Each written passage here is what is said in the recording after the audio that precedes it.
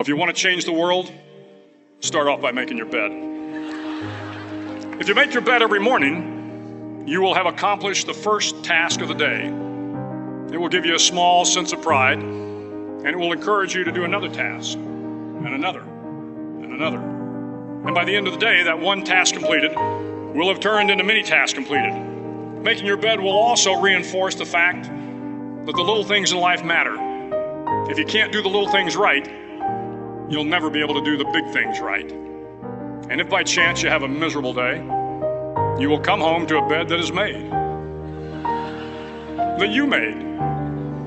And a made bed gives you encouragement that tomorrow will be better. To pass SEAL training, there are a series of long swims that must be completed. One is the night swim. Before the swim, the instructors joyfully brief the students on all the species of sharks that inhabit the waters off San Clemente.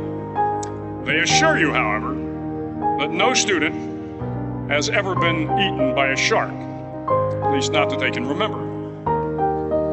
But you are also taught that if a shark begins to circle your position, stand your ground. Do not swim away.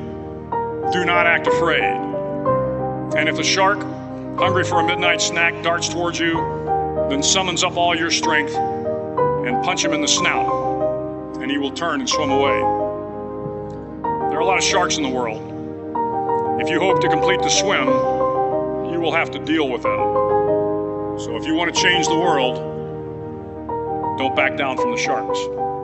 Over a few weeks of difficult training, my SEAL class, which started with 150 men, was down to just 42. There were now 6 boat crews of 7 men each.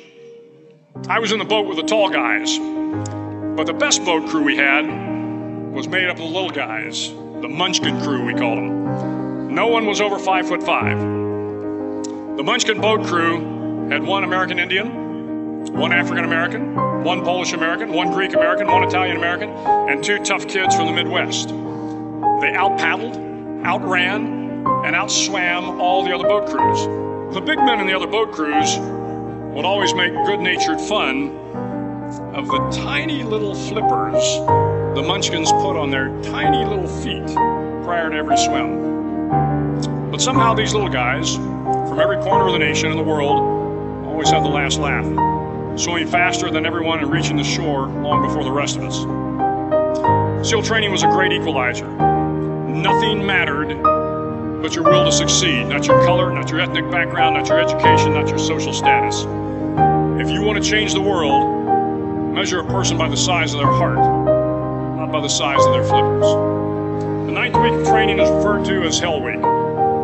It is 6 days of no sleep, constant physical and mental harassment, and 1 special day at the Mud Flats. The Mud Flats are an area between San Diego and Tijuana where the water runs off and creates the Tijuana Sloughs, the swampy patch of terrain where the mud will engulf you. It is on Wednesday of Hell Week that you paddle out in the mud flats and spend the next 15 hours trying to survive the freezing cold, the howling wind, and the incessant pressure to quit from the instructors. As the sun began to set that Wednesday evening, my training class, having committed some egregious infraction to rules, was ordered into the mud. The mud consumed each man till there was nothing visible but our heads. The instructors told us we could leave the mud if only 5 men would quit. Only 5 men, just 5 men, and we could get out of the oppressive cold. Looking around the mud flat, it was apparent that some students were about to give up. It was still over 8 hours till the sun came up. 8 more hours of bone-chilling cold. The chattering teeth and the shivering moans of the trainees were so loud, it was hard to hear anything. And then one voice began to echo through the night. One voice raised in song. The song was terribly out of tune, but sung with great enthusiasm. One voice became 2, and 2 became 3, and before long, everyone in the class was singing. The instructors threatened us with more time in the mud if we kept up the singing, but the singing persisted, and somehow the mud seemed a little warmer, and the wind a little tamer, and the dawn not so far away. If I have learned anything in my time traveling the world, it is the power of hope. The power of one person, a Washington, a Lincoln, King, Mandela, and even a young girl from Pakistan, Malala. One person can change the world by giving people hope. So if you want to change the world, start each day with a task completed. Find someone to help you through life. Respect everyone. Know that life is not fair and that you will fail often. But if you take some risks, step up when the times are the toughest, face down the bullies, lift up the downtrodden, and never ever give up.